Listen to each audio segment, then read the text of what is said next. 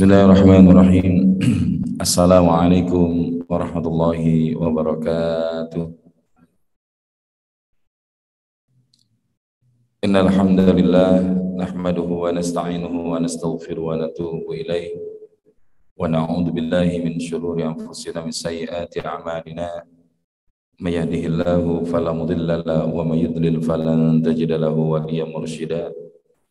Asyhadu an la ilaha illallah wahdahu la syarika lah wa asyhadu anna nabiyyana Muhammadan abduhu wa rasuluhu la nabiyya wa la rasula ba'da. Allahumma salli ala sayyidina Muhammad wa ala alihi wa ashabihi wa man tabi'ahum bi ihsanin ila yaumiddin. Amma ba'd, subhanaka la ilma lana illa ma 'allamtana innaka antal alimul hakim wa la hawla wa la quwwata illa billahil aliyyil azim. Fadhilul Bapak Ibu jamaah salat subuh Masjid Al-Aqsa Permata Bintaro insyaallah diberkahi dan dirahmati Allah Subhanahu wa taala. Bagaimana kabarnya Bapak Ibu pagi hari ini? Sehat semua, baik yang ada di masjid maupun yang ada di layar Zoom. Semoga Allah senantiasa berikan karunia kesehatan, berikan karunia kebaikan, dan Allah berikan karunia keselamatan di dalam apa yang kita lakukan di atas muka bumi ini. Karena hakikatnya kita nggak bisa mendapatkan kebaikan apapun selama Allahnya tidak mengizinkan hal itu terjadi pada kita. Tapi ketika Allah mengizinkan, maka tidak ada yang bisa menghalangi ketika hal itu memang Allah ingin anugerahkan. Maka kalau kita melihat betapa para orang-orang sebelum kita, khususnya para anbiya wal mursalin, memiliki total bergantung yang sangat luar biasa kepada Allah Subhanahu wa taala. Walaupun di tengah kondisi mereka yang kelihatannya sudah mustahil. Salah satunya adalah Nabiullah Zakaria alaihissalam. Nabi Zakaria ini adalah usianya dalam sebuah riwayat dikatakan mencapai 100 tahun. Sementara istrinya adalah 80 tahun dan bahkan dikabarkan istrinya ini mandul, tidak mungkin bisa punya anak. Tapi kemudian Nabi Zakaria meminta kepada Allah dengan diantara doa yang cukup masyhur dan diabadikan di dalam Al-Quran, Rabbi habli min ladunka minas salihin. Maka dengan izin Allah, tatkala Nabi Zakaria sedang salat di mihrab di dalam Masjidil Aqsa, maka Allah perintahkan malaikat Jibril untuk mengabarkan kelak Nabi Zakaria akan memiliki keturunan dan diberi nama Yahya alaihissalam. Maka ini adalah merupakan di antara keajaiban. Keajaiban tatkala Allah telah menginginkan sebuah kebaikan pada diri seseorang hamba, maka tidak ada yang bisa menghalanginya. Begitupun ketika telah Allah gariskan kemudaratan pada seorang hamba, maka ia pun tidak bisa menghindarinya kecuali semata-mata dengan pertolongan dari Allah Subhanahu wa taala. Maka ketika kita hari ini dikaruniakan oleh Allah hidup di atas muka bumi, maka ternyata hidup yang kita lakukan ini bukan semata-mata menghabiskan usia, bukan semata-mata di dalam rangka menjalani kehidupan itu apa adanya. Tapi ternyata Allah Subhanahu wa taala menginginkan kita bahwa di dalam perjalanan hidup kita ini adalah untuk melakukan yang terbaik. Sebagaimana firman Allah Subhanahu wa taala dalam Quran surah Al-Mulk ayat yang kedua, dan insya Allah ayat ini sudah kita hafal semua, sudah kita ketahui bersama. Apa yang Allah firmankan di dalam ayat ini? Allah Subhanahu wa taala berfirman, A'udzu billahi minasyaitonir rajim. Bismillahirrahmanirrahim. Alladzi khalaqal mauta wal hayata liyabluwakum ayyukum ahsanu amala. Dialah Allah adalah zat yang menciptakan kematian dan kehidupan untuk menguji kalian, mana di antara kalian yang paling bagus amalnya. Jadi Allah menciptakan kematian dan kehidupan untuk menguji siapa yang paling baik amalnya. Di dalam redaksi yang lain Allah mengawali dengan kehidupan dan kematian. Qul inna salati wa nusuki wa mahyaya wa mamati lillahi rabbil alamin. Nah, ini adalah merupakan apa? Merupakan gambaran bahwa apapun yang kita lakukan termasuk hidup dan mati kita hanyalah untuk Allah. Termasuk ibadah kita, sholat kita yang kita lakukan adalah untuk Allah. Karena di antara hal yang bisa menghadirkan sholat kita menjadi di antara sholat yang terbaik adalah ketika hadir rasa di dalamnya. Dan apa di antara yang menjadi prinsip dasar seseorang itu menemukan rasa di dalam sholat yang dia lakukan? Karena hari ini banyak orang dia sholat tapi tidak tersambung rasanya ke Allah. Kira-kira ada apa enggak Bapak Ibu?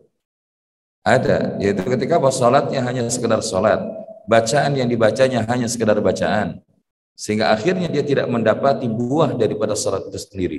Apa di antara buah daripada sholat? Yakni Allah akan menjadikan kita menjadi orang baik. Tatkala apa? Terhindar daripada al-fahsya wal munkar. Maka Allah menyebutkan inna sholata tanha 'anil fahsya wal munkar. Sesungguhnya sholat itu ya mencegah daripada perbuatan keji dan munkar. Maka oleh karena itu Bapak Ibu yang dirahmati Allah Subhanahu wa taala, apa di antara prinsip bagaimana kita bisa menghadirkan rasa di dalam sholat kita? Salah satunya adalah bagaimana kita menghadirkan rasa sekaligus pemahaman kita sedang menghadap siapa. Kita sedang menghadap siapa. Kalau kita hari ini bahasanya dipanggil oleh katakanlah Pak Gubernur atau Pak Wali Kota begitu. Kira-kira begitu dipanggil, kita ngadepnya biasa-biasa aja atau mesti memenuhi protokoler? Ya.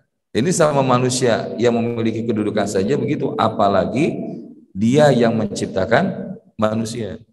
Tapi kebanyakan kita hari ini bukan tidak mungkin tahu Allah, tapi belum tentu kenal Allah, betul atau tidak? Hari ini banyak orang yang tahu Allah, tapi dia tidak kenal Allah. Karena orang yang tahu dengan yang kenal kira-kira sama apa beda Bapak Ibu? Hari ini Bapak Ibu dengan kiri kanannya tahu atau tidak satu sama lain? Kenal nggak satu sama lain? Maka ketika kita dengan orang yang kita tahu, dengan orang yang kita kenal, interaksinya sama atau beda? Tentu beda. Ya, makanya ketika kita kembalikan bahwa kita sedang menghadap siapa, di antaranya tatkala kita mengenali Allah, maka ini akan mendorong kita untuk semakin mencintai Allah. Karena tak ada sebuah pepatah mengatakan tak kenal maka tak sayang maka tak cinta, kan itu ya.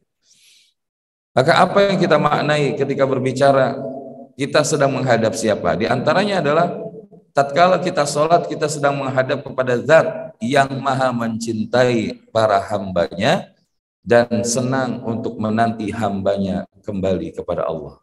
Betul atau tidak? Ya, karena kalau kita hadirkan ini bahwa Rob adalah Zat yang maha mencintai, maka efeknya sholat kita itu rasanya terbebani atau sebagai sebuah kebutuhan. Kalau hari ini kita menjadikan sholat masih dirasakan sebagai sebuah beban, maka bukan tidak mungkin kita belum sampai di level cinta. Karena sholat sepenuh rasa adalah sholat dengan sepenuh cinta.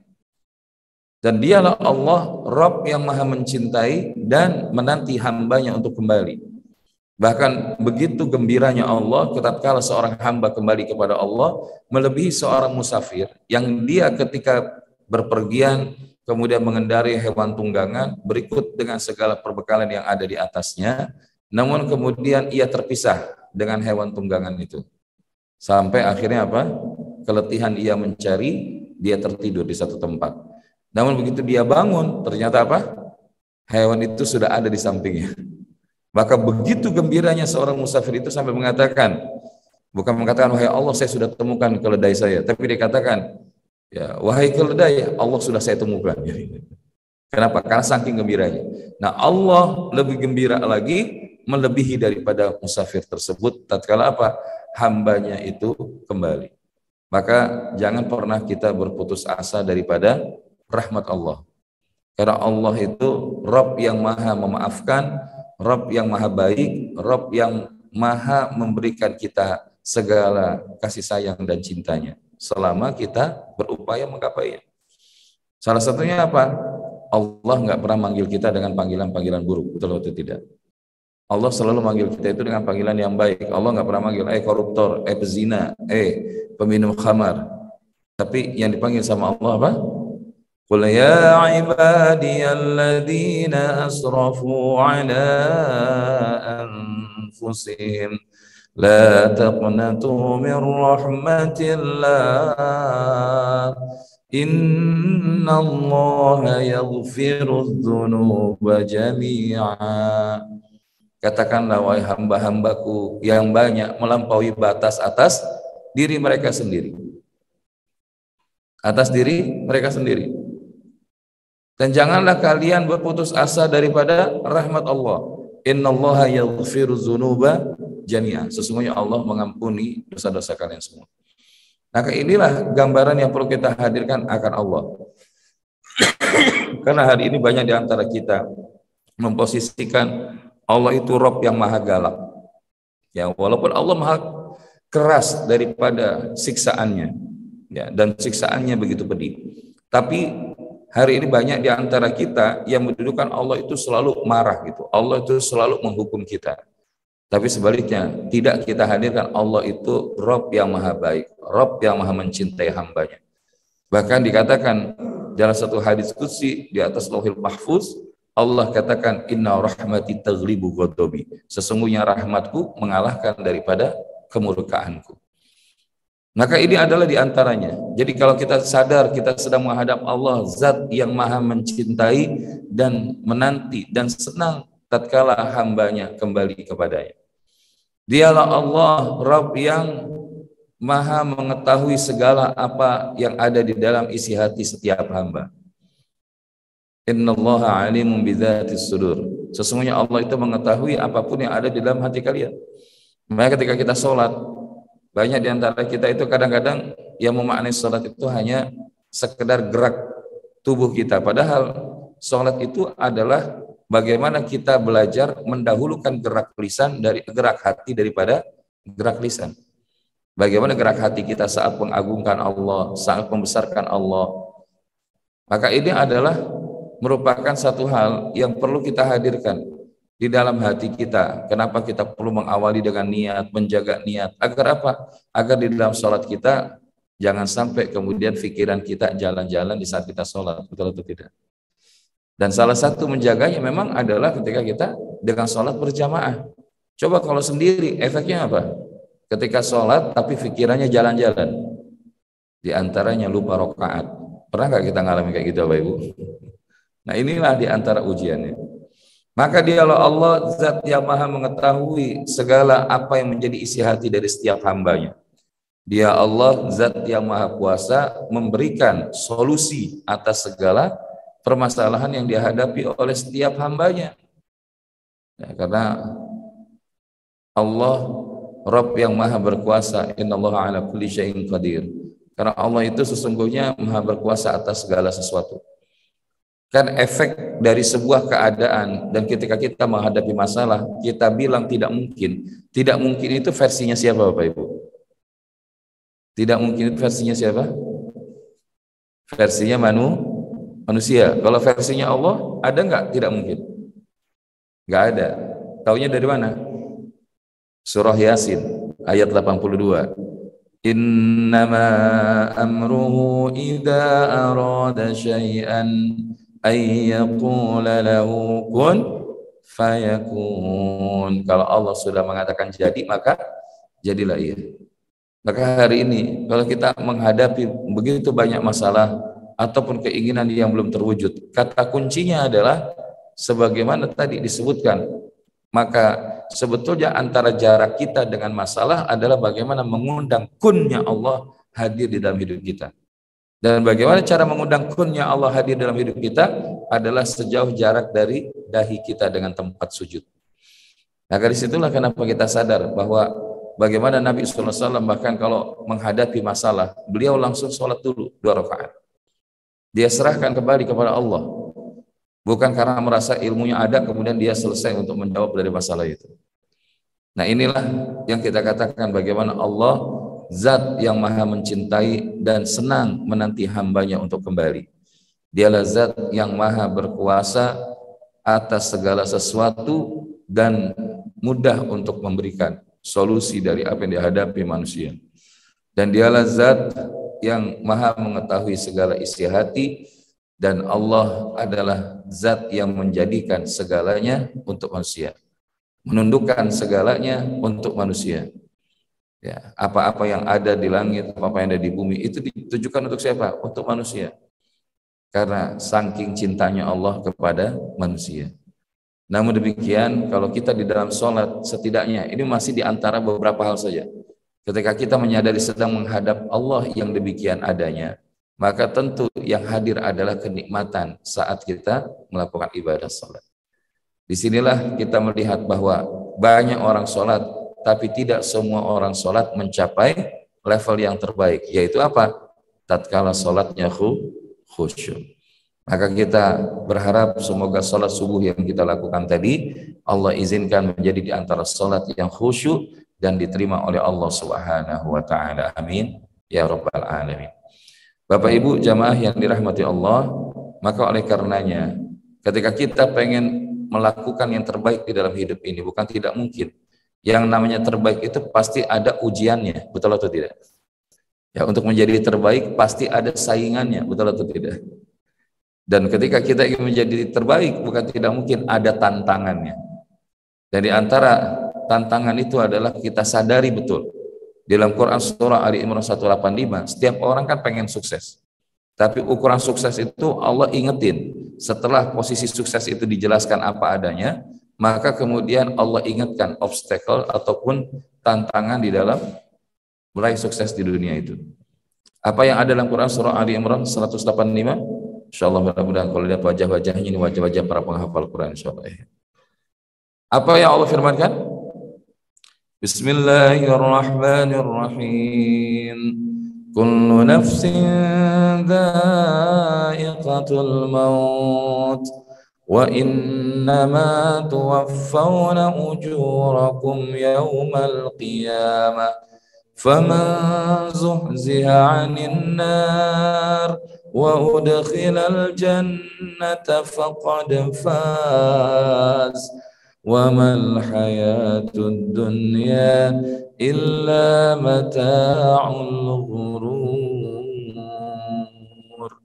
Setiap yang bernyawa pasti akan mati. Sudah ketemu Pak Haji? Mau baca artinya?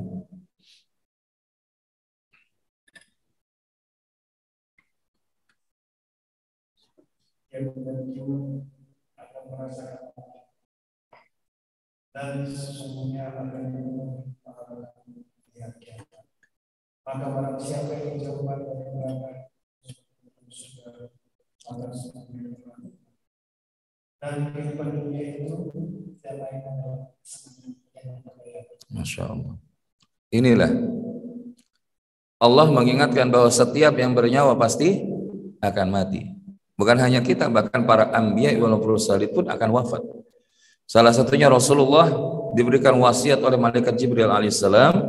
Apa yang disampaikan oleh malaikat Jibril di antaranya? Ya Muhammad, ishma syi'ta fa innaka mayyit.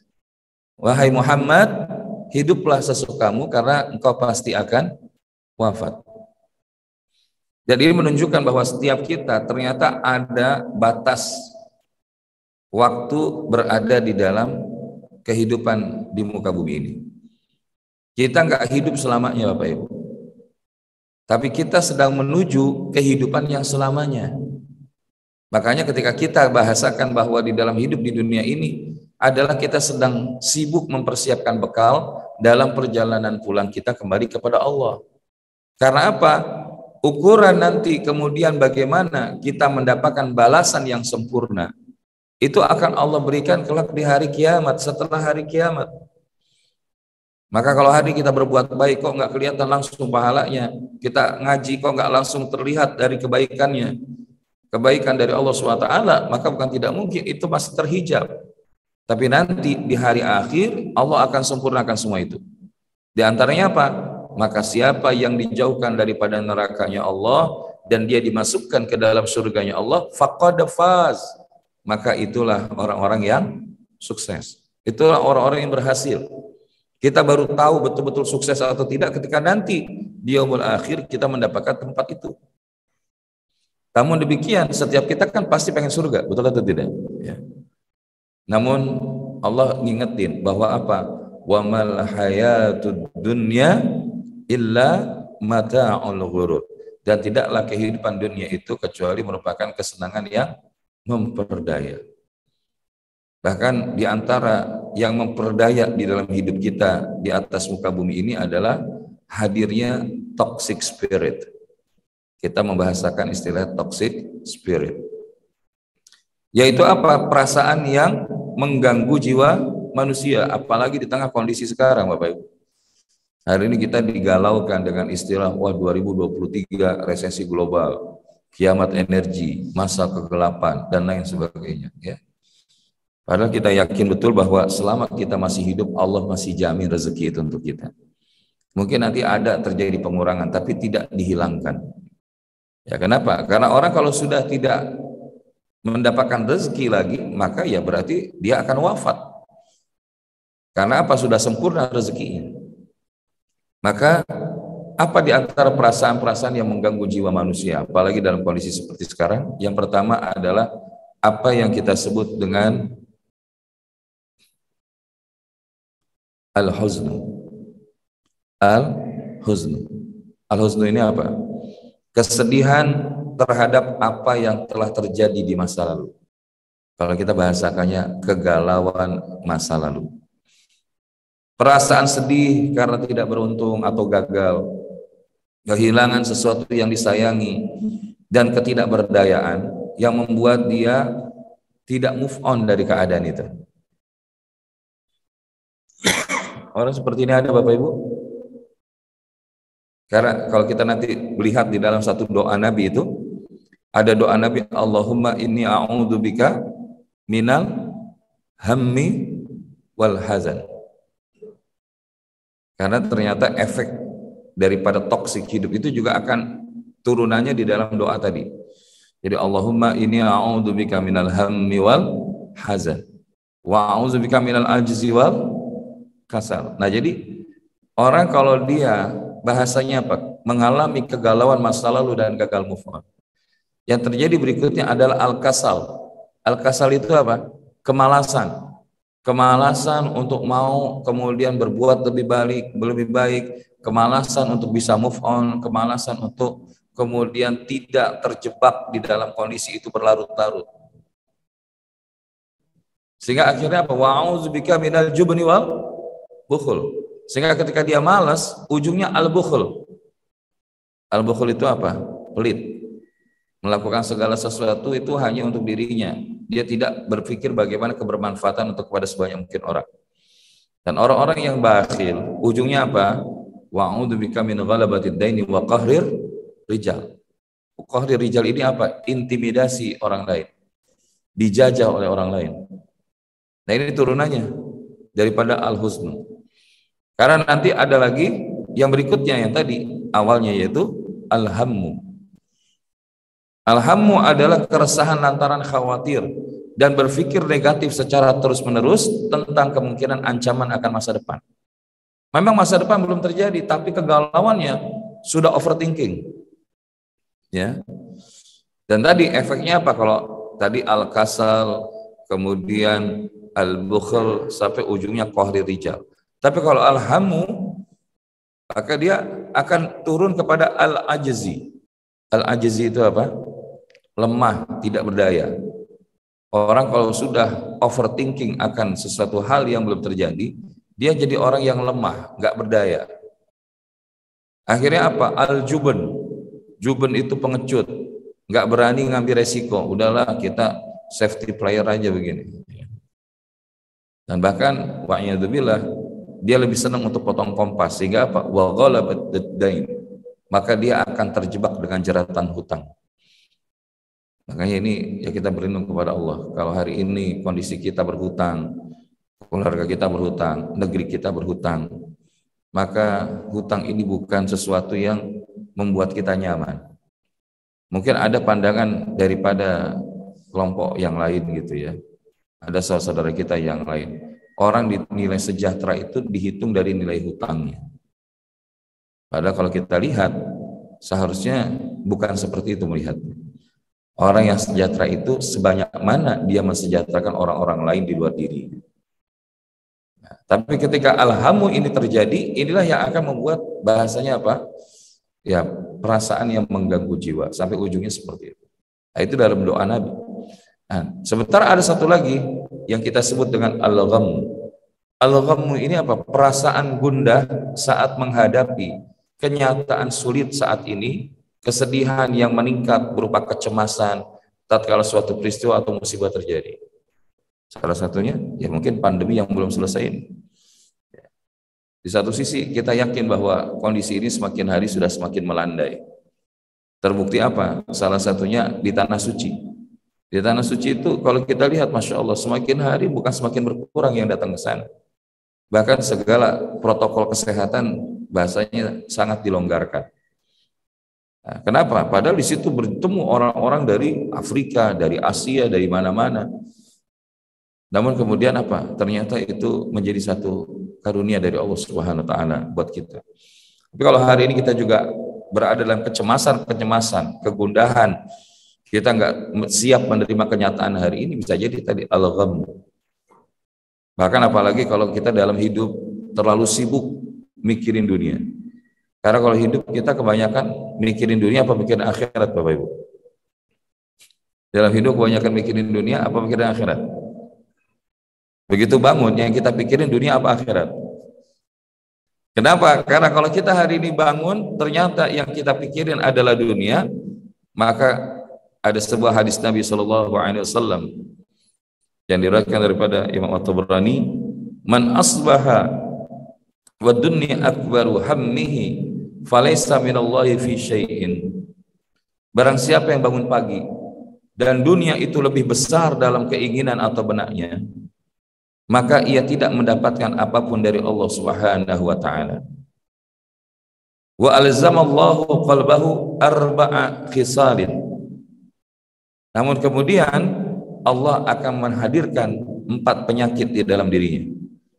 Jadi kalau bangun tidur, begitu bangun yang kepikir adalah dunia, ya, maka bukan nggak mungkin ini hadir daripada 4 hal yang akan menggelayuti daripada kehidupan seseorang itu pada hari tersebut. Yang pertama apa? Yaitu begitu disebutkan hammi la yanqati'u anhu abada. Yang pertama adalah kebingungan yang tiada putus. Tadi alhamu itu kan kebingungan diantaranya. Bingung, wah nanti gimana nih? Hari ini ada orang dirumahkan dari pekerjaannya setelah bertahun-tahun bekerja. Ada yang mengalami stres, Bapak Ibu? Ada yang sampai bunuh diri? Padahal yang namanya burung aja, kan burung sama manusia, mana lebih mulia, Bapak Ibu? Manusia. Tapi ketika burung disebutkan oleh Nabi SAW, kalau kalian ingin melihat bagaimana tawakal sebenar-benarnya, maka lihatlah bagaimana Allah memberikan rezeki kepada seekor burung. Burung itu keluar pagi hari dalam keadaan perut kosong, pulang dalam keadaan perut kenyang di sore hari.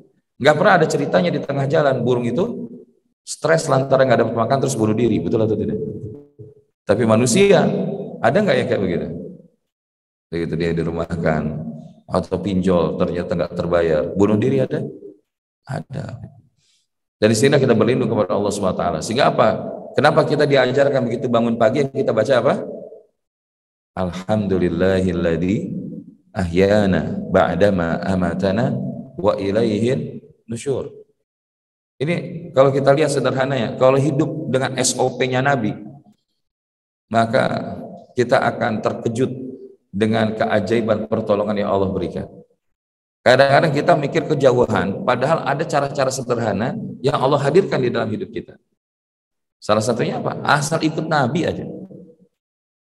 Bagaimana SOP Nabi ketika bangun tidur, Bapak Ibu? Gimana? SOP Nabi? Nah, di antaranya ketika bangun, ya kemudian membuka mata, menatap ke langit-langit, kemudian mengucek mata, duduk sesaat sebelum kemudian ke kamar kecil. Setelah itu berwudu atau bersuci, kemudian kembali untuk melaksanakan sholat beberapa rakaat. Setelah itu beliau istirahat menunggu datangnya waktu azan subuh. Ketika Bilal datang, kemudian mengatakan, ya Rasulullah, azan subuh akan dikumandangkan. Rasulullah pun bergegas bersiap, dan setelah itu kemudian Rasulullah tatkala sudah mendengarkan daripada iqamah baru datang ke masjid.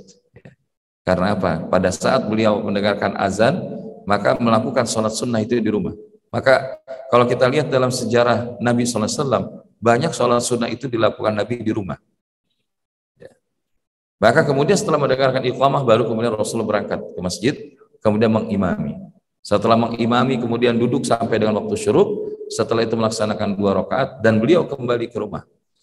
Ya, setelah tadi melaksanakan sholat sunnah di masjid, kemudian beliau kembali ke rumah, menyapa keluarganya, kemudian melakukan sholat juga di rumah, sholat sunnah duha. Dan kita lihat ini paginya Rasulullah. Maka bagaimana dengan kita? Ya ketika kita bangun, kadang-kadang yang kita pikirin, wah ini tagihan udah jatuh tempo. Ya, mungkin yang kita pikirin, wah ini kerjaan makin banyak. Dan lain sebagainya. Makanya apa? Kebingungan yang tidak akan ada putusnya. Kemudian apa? Wasyughlan la yatafarra'u minhu abada. Kesibukan yang enggak ada ujungnya. Selain kebingungan yang tidak ada putusnya, maka yang berikutnya adalah kesibukan yang tidak ada ujungnya. Kita kejar terus dunia. Kemarin itu ada seorang ummahat datang, Ustaz, bagaimana pandangannya? Beliau sebutkan sebuah model bisnis di penjualan langsung berjenjang syariah, PLBS. Bahasa lainnya apa? MLM syariah. Memangnya kenapa, Bu? Saya bilang. Ya Ustaz, ini saya sudah termasuk level leader. Terus sebentar lagi saya dapat luxury rumah 1 miliar minimal. Ya, sudah dapat mobil lain sebagainya. Terus kenapa? Ya saya merasakan ada kegalauan. Kegalauannya kenapa? Kok akhirnya ternyata begitu saya sampai masuk di level leader, bangun tidur itu kok langsung mikirin prospek, mau tidur mikirin prospek, mimpinya juga memprospek gitu ya. Sehingga akhirnya kok tarikannya makin lama makin kencang. Saya khawatir akhirnya waktu saya lebih habis ngejar dunia daripada ngejar akhirat. Dan mudah-mudahan saya bilang ini adalah di antara Allah masih memberikan hidayah kepada itu. Kadang banyak orang yang nggak sadar, dia melakukan untuk dunia itu habis-habisan, tapi untuk akhirat ala kadarnya. Padahal ritmenya bukan begitu, kejar akhirat habis-habisan, dunianya jangan lupa itu. Nanti dilihat dalam Quran surat Al-Qasas ayat 77. Dan salah satu yang membuat kita kesibukan yang tidak ada berujung, kenapa? Karena tadi bangun tidur langsung mikirin dunia. Bahkan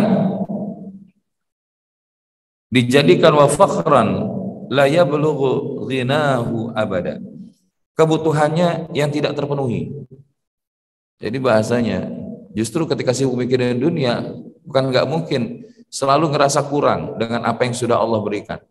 Makanya disebut kebutuhannya tidak terpenuhi.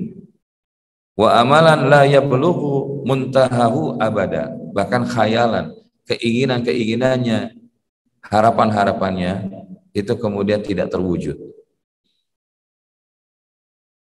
Dan ini tentu menjadi pengingatan bagi kita tadi, wa mal hayatud dunya illa mata'ul ghurur. Di satu sisi kita waspada. Jangan jadikan dunia itu tujuan, karena dunia adalah sarana untuk mencapai tujuan.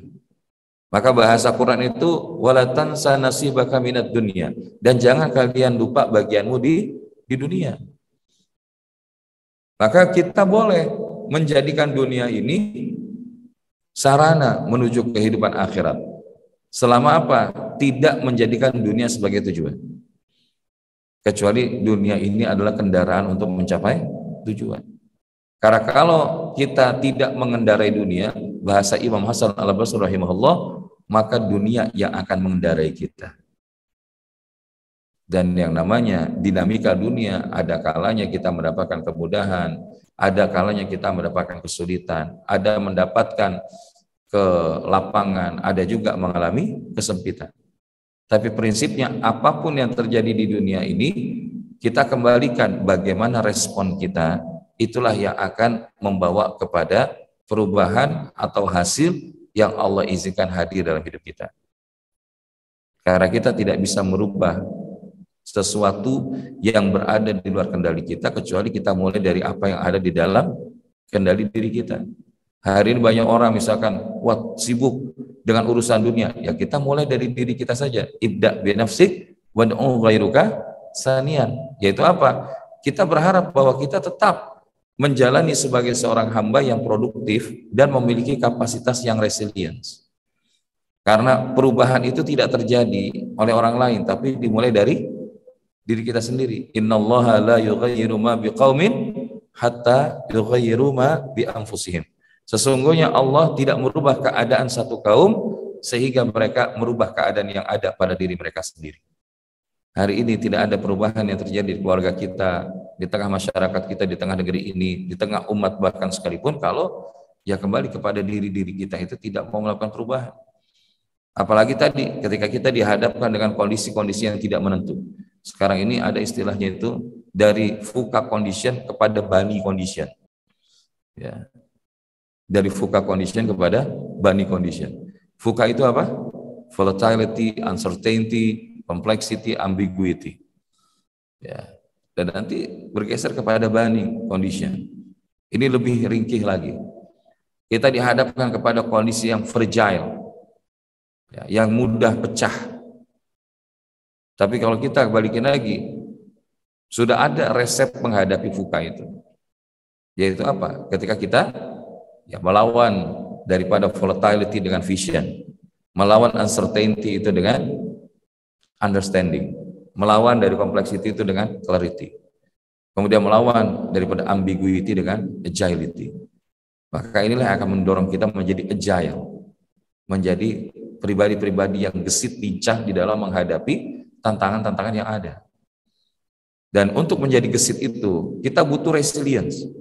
Resilience itu kalau bahasa sederhananya daya tahan, kemampuan kita saat dihadapkan dengan kondisi-kondisi yang tidak mudah di dalam kehidupan dunia ini. Bahkan kalau merujuk dalam istilahnya, resilience adalah the ability to recover and bounce back from adversity and hardships, feeling stronger and more capable to cope than ever before. Jadi yaitu resilience, kemampuan kita untuk memulihkan dan kemudian kembali daripada kondisi kepayahan, kesulitan, dan kemudian memiliki rasa lebih kuat dan lebih mampu di dalam menghadapi keadaan itu daripada sebelumnya. Dan kita pernah merasakan itu waktu pandemi, ya kan? Di mana kemudian kita melewati tahapan yang pertama itu apa? Yang kita sebut dengan fear zone, zona ketakutan. Wah, kita takut mau begini, takut kayak begitu, melakukan ini, melakukan itu, mau salaman aja, bahkan bahasanya takut, ya kan? Padahal hadis Nabi, tidaklah bertemu tangan seorang muslim dengan muslim, kecuali Allah akan menggugurkan dosa di antara keduanya. Makanya banyak pandangan-pandangan beberapa ulama, pandemi itu sebetulnya bahkan menjauhkan kita dari nilai Islam. Bahkan ketika kemudian kita sholat berjamaah harus ada kerenggangan. Padahal kata Nabi, justru jangan biarkan ada saf kosong di antara kalian. Justru ini adalah tempat yang paling aman. Ya, masjid itu tempat yang paling aman. Ya, kalaupun memang kemudian terjadi sesuatu, ya itu bagian dari ketetapan dari Allah. Tapi jangan sampai kemudian kita tadi, karena pada dasarnya orang mendapati kondisi anxiety, yang mendapati kegalauan, kegelisahan yang luar biasa itu karena dimulainya dari delusi ketakutan. Dalam bahasa Ibnu Sina itu al-wahmu nisfudda, delusi ketakutan itu adalah merupakan setengah daripada penyakit. Hari ini banyak orang sakit itu bukan karena virusnya, tapi karena mindsetnya, pikirannya. Dan inilah yang kita perhatikan bahwa ya ketika kita berada di dalam fear zone, maka jangan lama-lama. Kalaupun kita takut sesaat saja. Karena apa? Yang lebih patut untuk kita takuti bukan virusnya, tapi Allah Subhanahu wa ta'ala. Maka akhirnya kita apa? Bergeser dari fear zone kepada learning zone. Zona belajar. Oh, kalau kita menghadapi pandemi, Kalau kita nggak bisa ketemu langsung, kita bisa pakai pertemuan secara online. Oh, ternyata kita bisa hadir di tengah public services ataupun di public place dengan apa? Menggunakan protokol kesehatan. Ini kan kita zona belajar. Tapi apakah cukup belajar? Enggak. Level berikutnya kita berharap kita masuk di growth zone, zona bertumbuh. Maka kita pengen hari ini lebih baik dari kemarin, esok hari lebih baik dari hari ini. Inilah yang disebut sebagai orang-orang sukses. Dan ini bukan karena kuasa batas daripada pengetahuan kita itu tadi. 15 abad yang lalu konsep resilience ini sudah dibahas dan diamalkan oleh siapa? Rasulullah Muhammad SAW. Yaitu ketika apa? Rasulullah menghadapi ketakutan saat mendapatkan wahyu yang pertama kali dari Allah SWT. Setelah mendapatkan surat Al-Alaq itu 1-5, kemudian Rasulullah kan balik ke rumah. Dan begitu balik ke rumah, apa yang dilakukan Rasulullah? Minta kepada Ummul Mukminin Bunda Khadijah radhiyallahu anha untuk menyelimuti beliau. Tapi begitu kemudian beliau dalam keadaan seperti itu, maka justru datang kembali malaikat Jibril, kemudian mendorong Rasulullah SAW ini untuk kemudian melakukan hal-hal ini. Dan ini termaktub dalam Quran surat Al-Mudaththir ayat 1-7. Di mana Allah Subhanahu wa taala berfirman, Bismillahirrahmanirrahim. Ya ayyuhal muddaththir qum fa'anzir wa rabbaka fakabbir wa thiyabaka fatahhir warrujza fahjur wa la tamnun tastakthir wa li rabbika fasbir. Maka ini adalah konsep resilience di dalam konsep pandangan Islam. Apa maknanya ketika kemudian Allah berfirman, ya ayyuhal muddatsir, wahai orang yang berkemul? Maka ini asumsinya apa? Selimut ini bisa kita anggap sebagai masalah atau problem yang dihadapi. Orang kalau lagi ada masalah, Bapak Ibu, maka bahasanya kadang-kadang dia berkutat dengan masalah itu terus. Padahal masalah itu tidak seberat apa yang kita bayangkan. Menjadi berat karena kita overthinking, karena kita kelamaan megangin. Maka Nabi diingetin sama Allah untuk apa? Qum fa'anzir. Maka kemudian bergeraklah. Karena ketika bahasanya qum fa'anzir, bangunlah lalu berikan peringatan. Maka konteks bergerak itu bangun. Bangun gerakan-gerakan yang bersemangat ya dalam menghadapi apapun ya. Termasuk apa? Berjalan tegak, senyuman dan sebagainya. Itu bisa mempengaruhi emosi untuk tetap senantiasa positif dan berinteraksi dengan orang lain. Makanya kenapa dalam Islam itu tabassum fi wajhi akhika shadaqah. Rasulullah ngajarin senyum di hadapan wajah saudaramu itu adalah sedekah. Cuma gara-gara pakai masker kita nggak tahu saudara kita lagi senyum atau tidak. Padahal itu tadi itu akan memberikan ya positive response, positive vibes, vibrasi positif.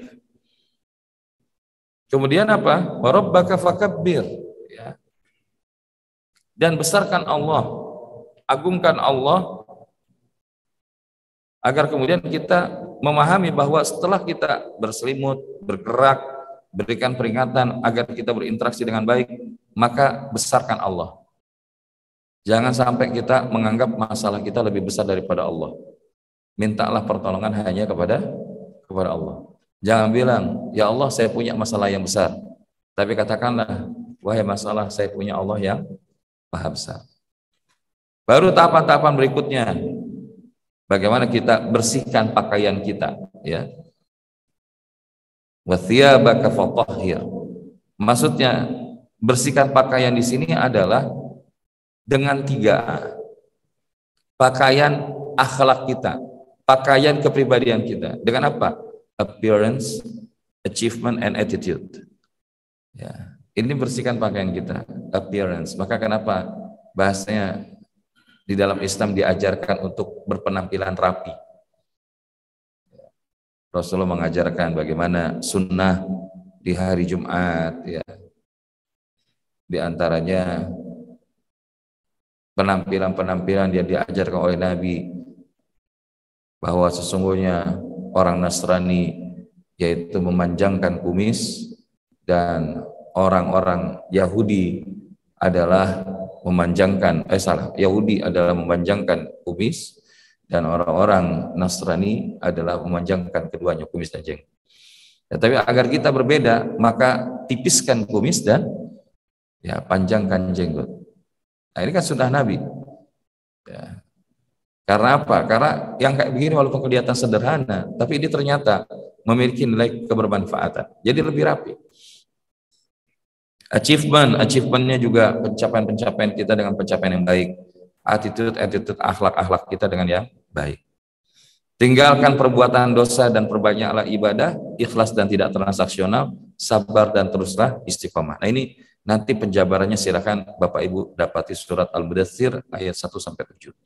Tapi intinya adalah bagaimana ketika kita dihadapkan dengan sebuah kondisi yang kita tidak pernah menduga sebelumnya dan kita kesulitan, maka resiliensi kita itu teruji. Dan disinilah yang menghantarkan kepada bahwa ada satu kondisi ketika Nabi Musa alaihissalam berada di dalam kondisi apa? Ya, dihadapkan Laut Merah, di belakang dikejar oleh Fir'aun dan tentaranya, maka Nabi Musa alaihissalam minta kepada Allah bahwa Allah nggak akan meninggalkan dirinya dan pasti Allah akan memberikan petunjuk kepadanya. Maka dengan izin Allah, Allah memerintahkan Nabi Musa untuk memukulkan tongkatnya sehingga terbelahlah lautan. Nah, di sini ketika terbelah lautan inilah, maka ada munajat indah membelah kesulitan. Ini yang kita sebut dengan resilience prayer. Nah, jadi ini menghantarkan sampai ke sini, Bapak. Jadi dari Nabi SAW bahwa Nabi berkata kepada para sahabatnya, maukah kalian ku ajari tentang kalimat-kalimat yang dibaca oleh Musa alaihissalam ketika ia melintasi lautan bersama Bani Israel? Kami menjawab, tentu ya Rasulullah. Kemudian Rasulullah menjawab, bacalah. Nah, ini doanya. Yuk kita baca sama-sama Bapak Ibu. Bismillahirrahmanirrahim. Allahumma lakal hamdu wa ilaikal mushtaka wa antal musta'an wa la hawla wa la quwwata illa billah al-aliyyil azim. Alhamdulillah. Hadis ini atau kama qala Nabi SAW rawahu at-Tabrani. Ya. Jadi ini doa resilience. Bagaimana kita kemudian tadi pemahamannya punya daya lenting kembali yang lebih kuat. Kita menghadapi kesulitan pasti. Dalam hidup ini pasti kita punya yang namanya masalah, punya yang namanya kesulitan. Tapi ketika kita punya resilience capacity, maka dengan izin Allah justru kita malah mendapatkan begitu indahnya pertolongan Allah, Allah hadirkan dalam hidup kita. Maka di sini Nabi Musa alaihissalam setidaknya menyebutkan ada 4 bagian dalam doa ini. Yang pertama apa? Allahumma lakal hamdu. Ini adalah pujian kepada Allah Subhanahu wa ta'ala. Karena memang hanya Allah zat yang kita puji. Ya. Segala pujian hanya kita tujukan kepada Allah Subhanahu wa ta'ala. Allahumma lakal hamdu, ya Allah, hanya kepadamu lah segala puji. Wa ilaikal mustaka, hanya kepadamu lah kami mengadu. Wa antal musta'an, hanya kepadamu lah kami mohon pertolongan. Wala haula wala quwata illa billahil aliyil azim. Maka 4 hal. Yang pertama apa? Allahumma lakal hamdu. Ini isinya tentang pujian kepada Allah. Maka kalau kita mau menambahkan Allahumma lakal hamdu bil iman, Allahumma lakal hamdu bil Islam, Allahumma lakal hamdu bil Quran, Allahumma lakal hamdu bil hidayah, Allahumma lakal hamdu bil khair. Kita boleh minta kepada Allah, muji kepada Allah segala apapun. Karena herannya kita itu, banyak di antara kita ada satu orang mengasih sebuah jasa kepada kita, kita puji orang itu terus menerus. Tapi Allah memberikan kita kebaikan-kebaikan jasa, tapi kadang-kadang kita jarang untuk memuji Allah. Padahal apa? Falillahil hamdu rabbis samawati wa rabbil ard rabbil alamin. maka bagi Allah lah segala puji, Tuhan langit dan Tuhan bumi dan Tuhan semesta alam. Jadi ini kesyukuran, saat dikasih kemudahan jangan lupa sama Allah. Nabi Musa tadinya udah mentok, udah nggak bisa lewat di depan Laut Merah, promising land di seberang Laut Merah, di belakang dikejar Fir'aun dan tentaranya. Tapi begitu kemudian Nabi Musa mengadukan kepada Allah, maka Allah bukakan jalan keluar. Yang pertama adalah bersyukur, memuji Allah. Allahumma lakal hamdu. Yang kedua apa? Wa ilaikal mustaka. Ini adalah pengakuan ketidakberdayaan diri. Hanya kepadamu lah ya Allah kami mengadu. Karena tugas kita terhadap masalah bukan untuk diselesaikan, tapi untuk adukan kepada Allah. Maksudnya bukan berarti kita berlepas dari masalah, tapi kita minta tolong sama Allah agar apa? Agar kita diselesaikan permasalahan itu. Maka dalam doa ini yang kedua selain pujian kepada Allah, maka resilience prayer ini juga bermakna pengakuan ketidakberdayaan diri. Dan konteks yang dimaksud dengan ketidakberdayaan diri, apapun yang kita lakukan total bergantungnya hanya kepada Allah. Wa may yatawakkal 'alallah fahuwa hasbuh. Dan barang siapa yang bertawakalnya kepada Allah, niscaya Allah akan mencukupkan segala keperluannya. Hari ini kalau kita ternyata kok kebutuhan saya kok nggak terpenuhi ya, jangan-jangan karena kita belum total bergantung kepada Allah. Tapi kalau dia total bergantung kepada Allah, bertawakal hanya kepada Allah, ngaku bahwa kita nggak berdaya di hadapan Allah, Allah yang akan nolong kita. Dan Nabi Musa juga mengakui hal itu. Hanya kepada Engkau ya Allah kami mengadukan segala kesulitan. Nabi Musa disuruh untuk berdakwah kepada Fir'aun. Maka salah satunya apa yang dia minta? Rabbi shrah li sadri wa yassir li amri wahlul 'uqdatam min lisani yafqahu qawli. Minta dulu sama Allah dilapangkan dadanya. Nah, ini adalah yang kedua. Sementara yang ketiga apa? Wa antal musta'an. Ya. Hanya Engkaulah ya Allah yang maha memberikan pertolongan. Bahkan ketika Nabi Yakub mengalami kondisi kesedihan, maka beliau berwasiat kepada anak-anaknya. Ketika ditanya, wahai ayah, apakah engkau menangis karena kesedihan ini, karena kesulitan ini? Maka jawaban beliau apa? Innama ashku bathi wa huzni ilallah. Maka dia Nabiullah Yakub alaihissalam menjawab, hanya kepada Allah sajalah aku mengadukan kesusahan dan kesedihanku. Karena kalau kita hadir mengadukan kesusahan dan kesedihan kepada makhluk, kira-kira ujungnya lebih banyak bahagia atau kecewa Bapak Ibu? Lebih banyak bahagia atau kecewa? Tapi kalau kita mengadu kepada Allah, dialah Rabb yang maha memberikan pertolongan. Makanya wa antal musta'an, ya. Kita hanya minta kepada Allah, wala haula wala quwata illa billahil aliyil azim. Dan tidak ada pertolongan ataupun kekuatan daya dan kekuatan apapun kecuali hanya dari Allah Subhanahu wa ta'ala.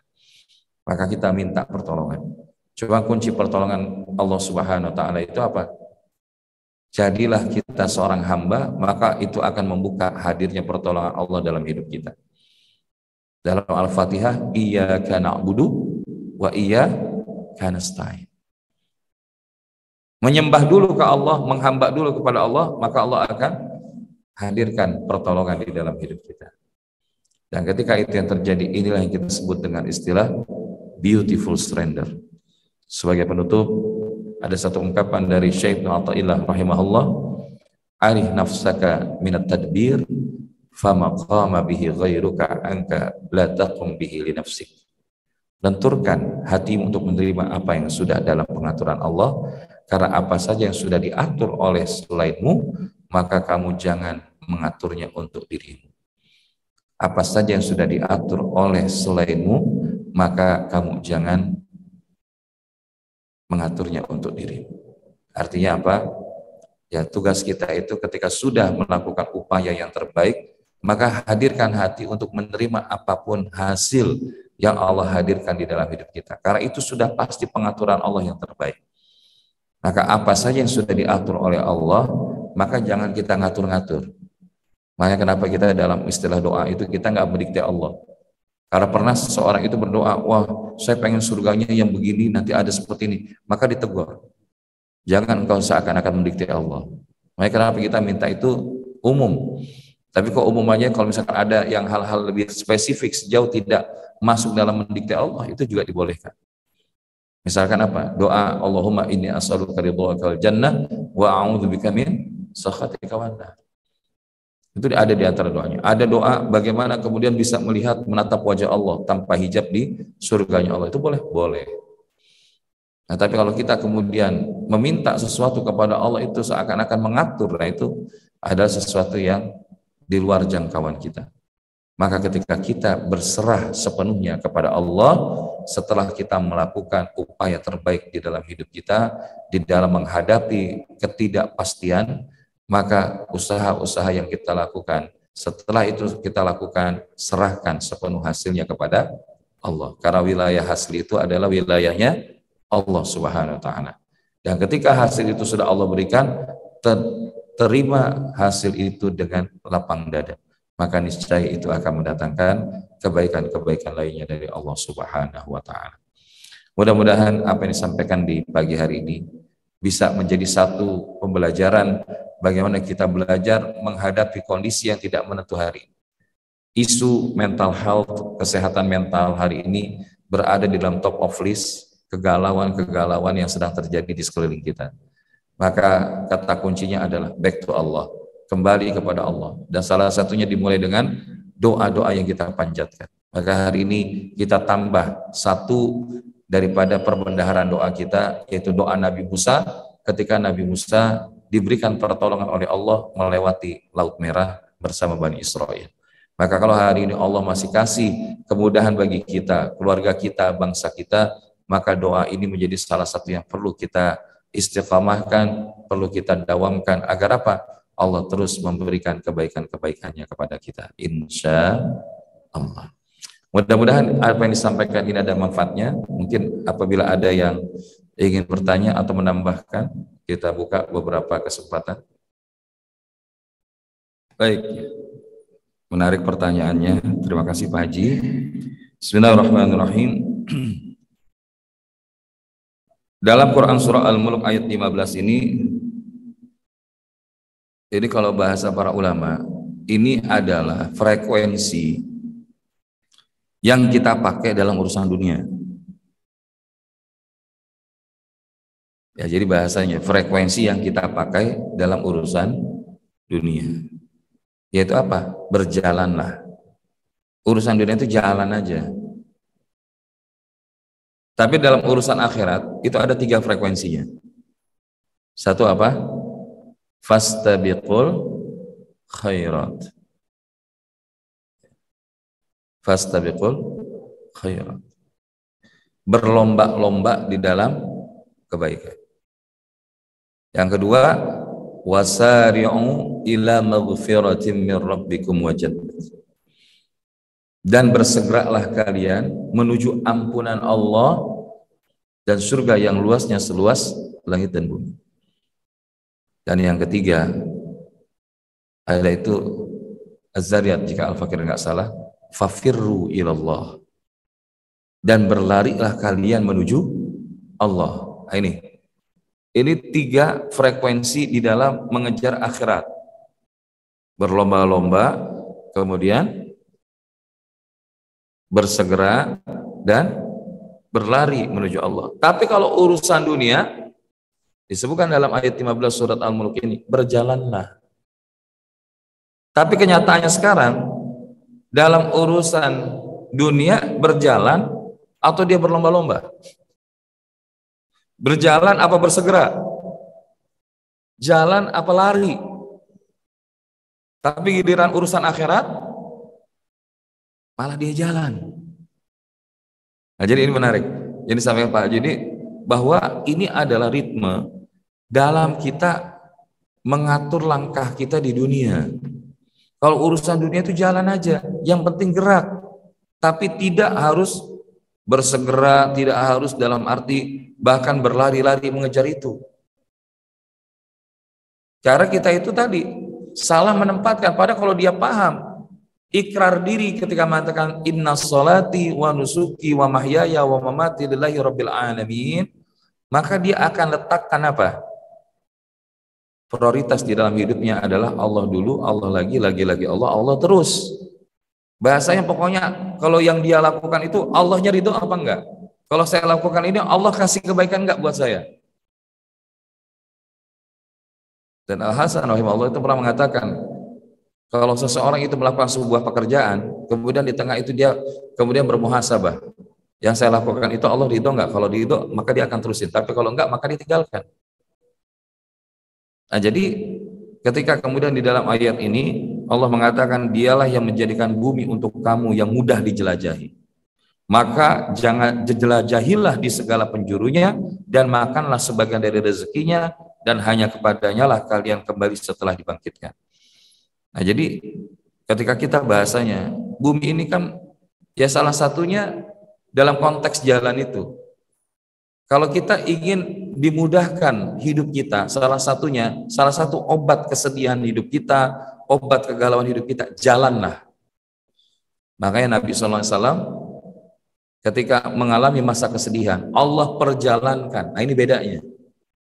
Kalau kita, ya kalau jalan itu misalkan gini, ya daripada akhir tahun nonton fireworks ya di negara-negara Eropa atau mungkin bahkan di Dubai, ya.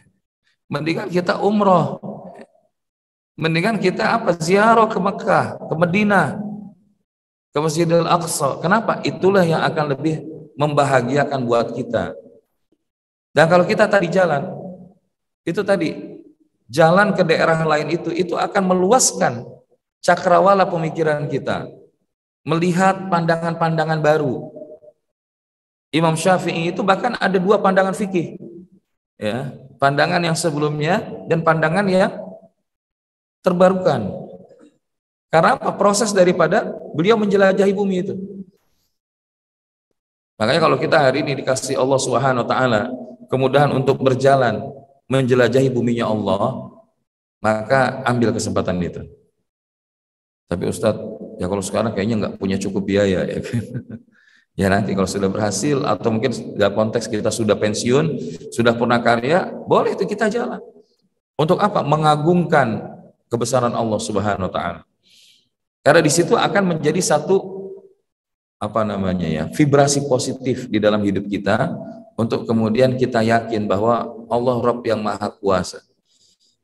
Jadi kalau kita bahasa taharus bin nikmah, jangan kita bicara keluar daerah, keluar Indonesia. Di Indonesia aja kalau kita jalan dari Nanggro, Aceh Darussalam, Medan, Padang, Palembang, sampai kepada Papua, Timika, kemudian Sorong, Merauke, Masya Allah, itu akan kita dapati khazanah kebesaran Allah yang luar biasa. Jadi kalau kita misalkan ke Sumatera itu kan, Masya Allah, makanan Sumatera itu kan berbumbu gitu ya.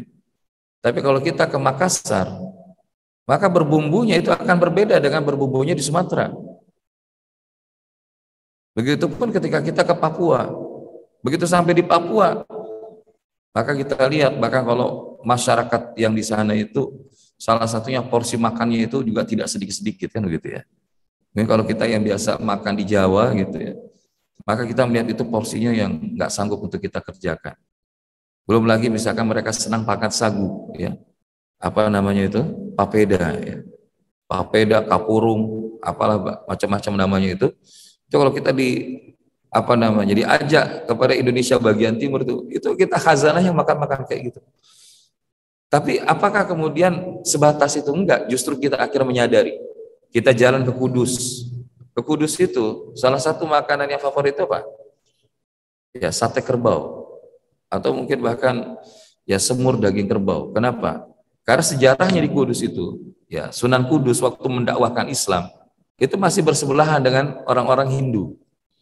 Dan orang-orang Hindu menjadikan sapi itu adalah di antara hewan suci mereka.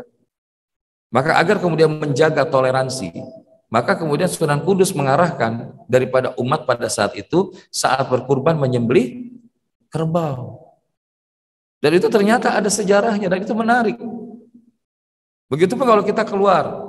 Dan kalau kita keluar itu salah satunya carilah yang itu kemudian jejak-jejak daripada kejayaan Islam. Salah satunya kemana? Ke Turki. Ketika kita datang ke Istana Topkapi, kita lihat Blue Mosque, ya, maka di situ kita akan dapati kejayaan Islam, termasuk Masjid Hagia Sophia yang sekarang sudah jadi masjid kembali. Karena di situ kita lihat, masya Allah, bagaimana kalau bicara toleransi, dulu kekhilafan Turki Utsmani sudah toleransinya sejauh itu. Jadi di dalam masjid itu ada apa namanya? Asma Allah, Rasulnya, kemudian 4 sahabat, para khalifatul Rasyidah. Tapi di situ kemudian di atasnya ada gambar Bunda Maryam lagi menggendong Nabi Isa. Di sebelah kanannya itu ada tempat yang kalau pelataran buat kalau orang-orang Nasrani untuk menyanyikan lagu-lagu mereka, puji-pujian. Tapi di bawahnya ada tempat mimbar khutbah. Nah, yang kayak begitu kan kita kelihatan tuh. Makanya keyakinan itu didapat itu kan 3. Yang pertama ilmu yakin, yang kedua ainul yakin, dan yang ketiga hakul yakin. Kayak misalkan kita gini, kita sholat menghadap Ka'bah. Tapi kita yakin nggak sholat itu menghadap Ka'bah sebagai kiblat kita? Yakin nggak? Yakin. Yakinnya kenapa? Karena berdasarkan apa yang disampaikan guru-guru kita, sholat itu menghadap Ka'bah. Itu ilmu yakin. Tapi begitu kemudian kita jalan-jalan atau di rumah kita ada TV kabel yang itu kemudian menyiarkan siaran langsung dari Mekah saja. Ketika kita lihat, oh ada Ka'bah tuh. Benar ada Ka'bah di situ. Lebih yakin atau enggak tambah yakin? Lebih yakin. Nah, ini disebut dengan ainul yakin. Dan yang ketiga adalah begitu kita Allah izinkan sampai, bahkan begitu melihat Ka'bah, yakinnya bertambah atau berkurang? Dan ini yang kita sebut dengan hakul yakin. Maka termasuk kalau kita pengen tambah hakul yakin kepada Allah, kebesaran Allah, jelajahi bumi ini. Tapi jelajahi itu sekedar berjalan, bukan berlari, bukan bersegera.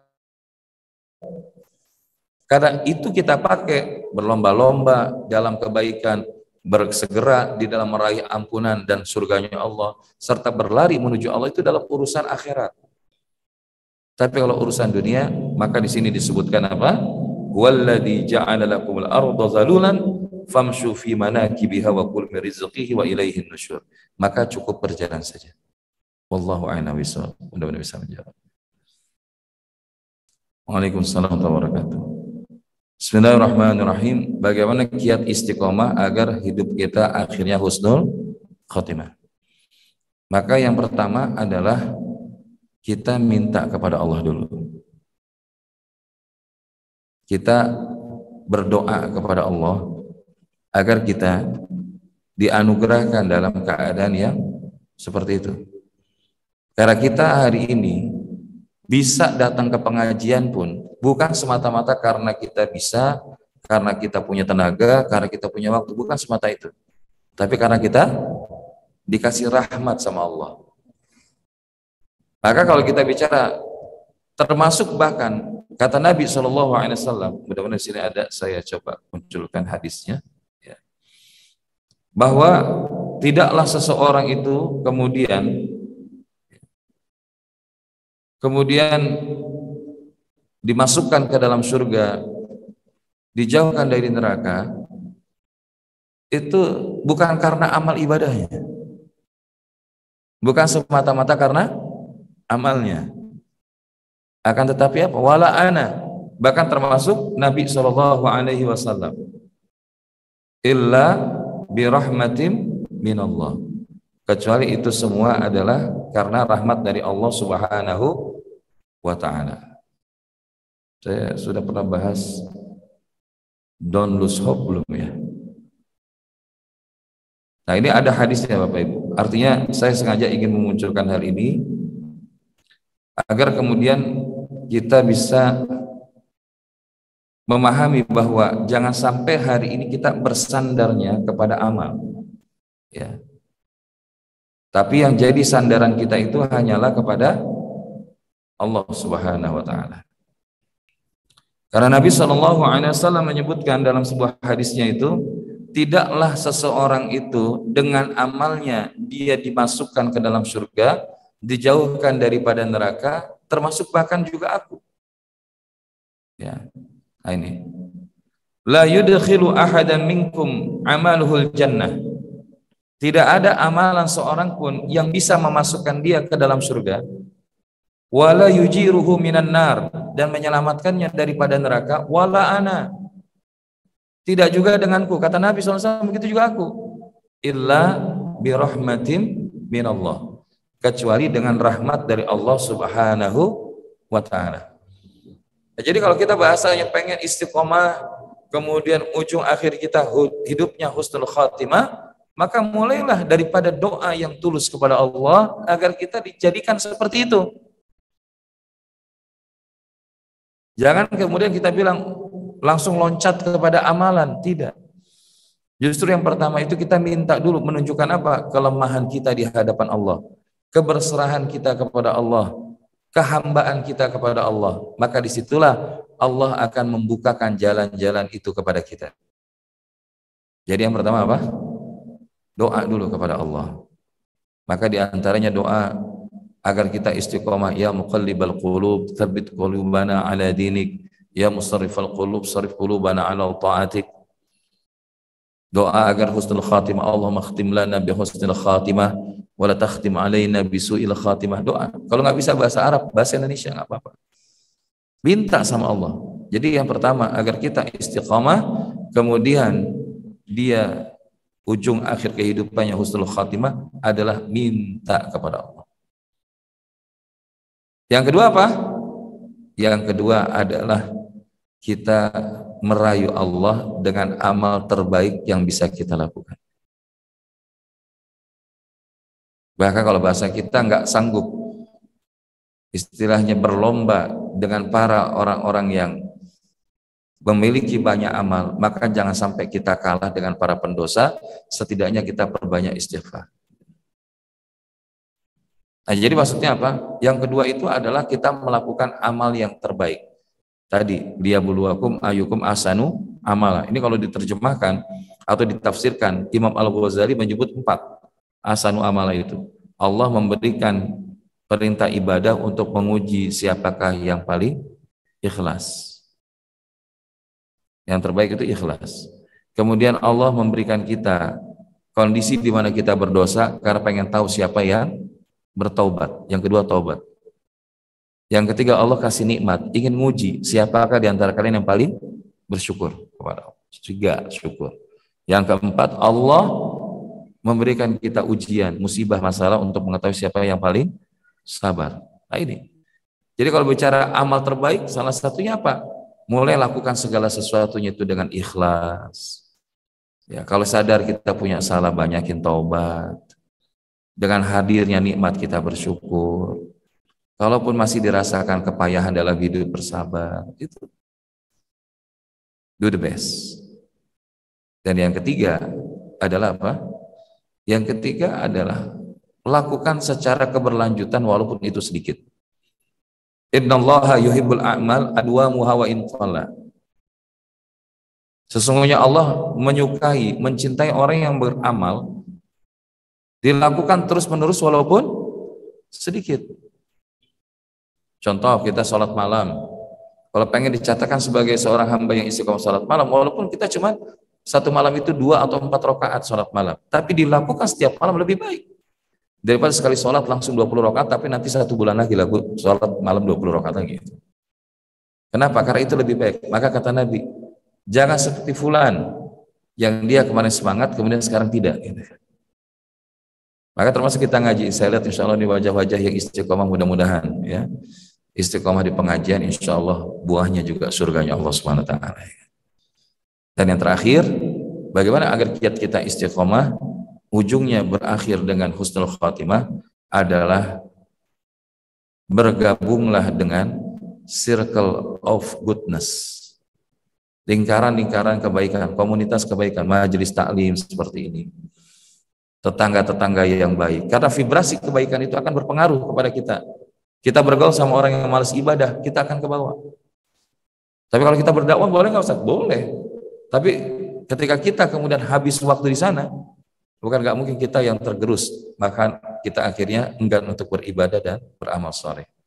Maka milikilah komunitas-komunitas kebaikan. Salah satunya ada itu. Kalau yang pengen istiqomah untuk bisa baca satu hari minimal 1 juz, ada nama komunitas One Day One Juz. Ini kan riadohnya nih, menghadirkan komunitas yang sama-sama membangun keistiqomahan.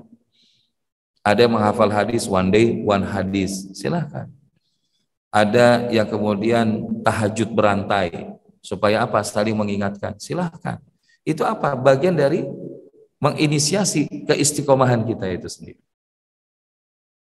Nah, sehingga 4 hal inilah yang pertama kita minta kepada Allah, kemudian lakukan yang terbaik, yang ketiga berkelanjutan walaupun sedikit, dan yang keempat bergabung dengan lingkaran-lingkaran kebaikan.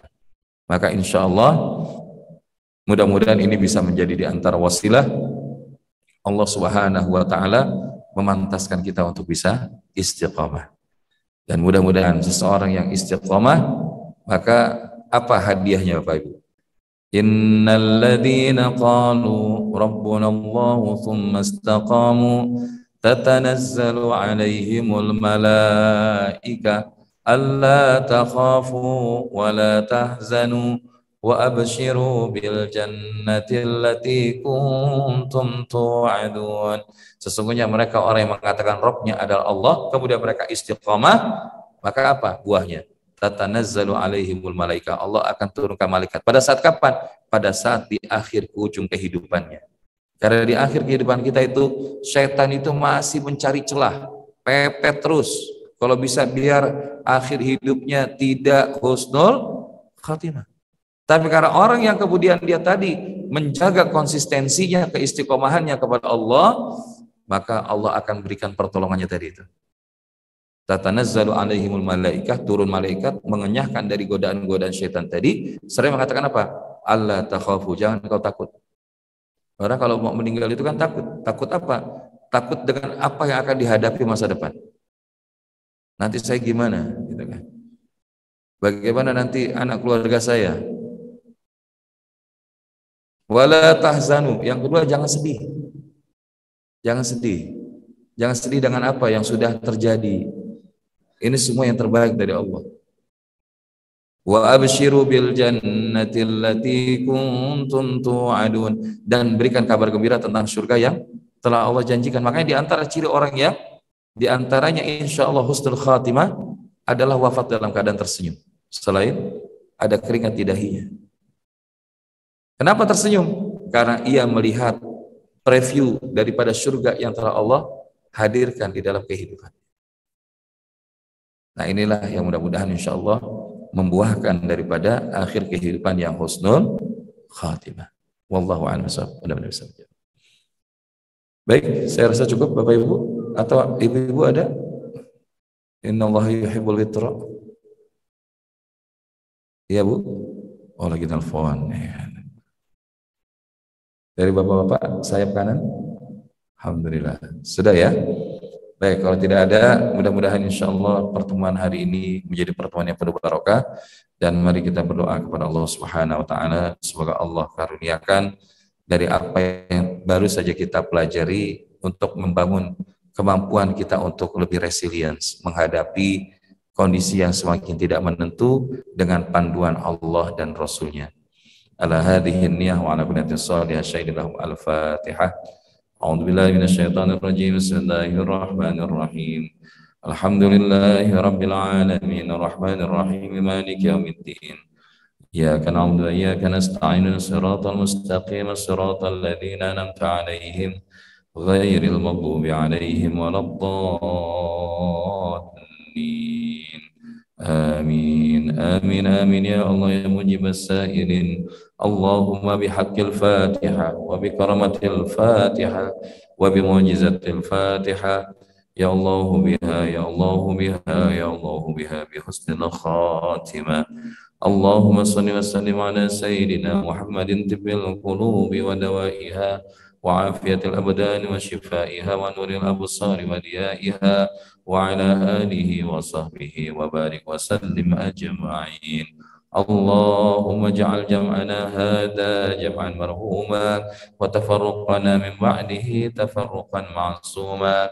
اللهم أحسن عاقبتنا في الأمور كلها وأجرنا من خزي الدنيا وعذاب الآخرة. توفنا من المسلمين وألحقنا بالصالحين.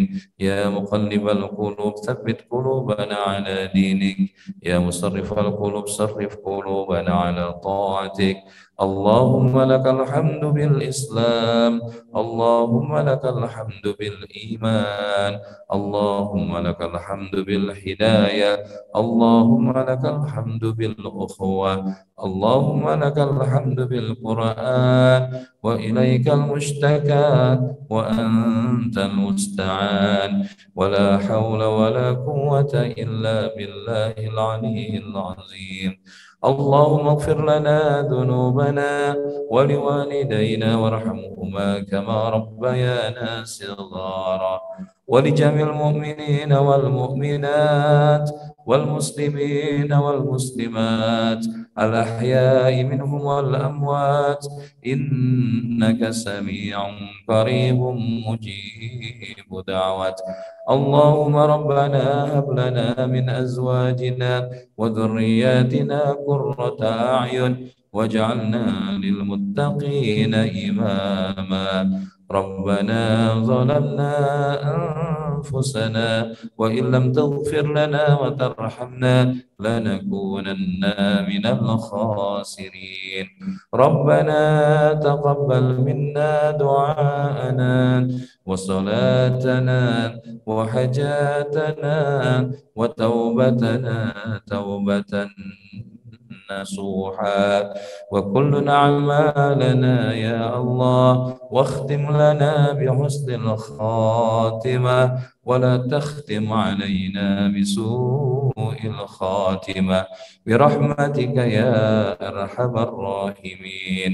ربنا آتنا من لدنك رحمة وهيئ لنا من أمرنا رشدا. ربنا آتنا في الدنيا حسنة وفي الآخرة حسنة وقنا عذاب النار. وصلى الله على سيدنا محمد النبي الأمي وعلى آله وأصحابه وبارك وسلم. سبحانك اللهم وبحمدك أشهد أن لا إله إلا أنت أستغفرك ونتوب إليك والحمد لله رب العالمين. Demikian yang bisa kami sampaikan. Mohon maaf atas segala kekurangan. Wabillahi taufiq wal hidayah. Wassalamualaikum warahmatullahi wabarakatuh.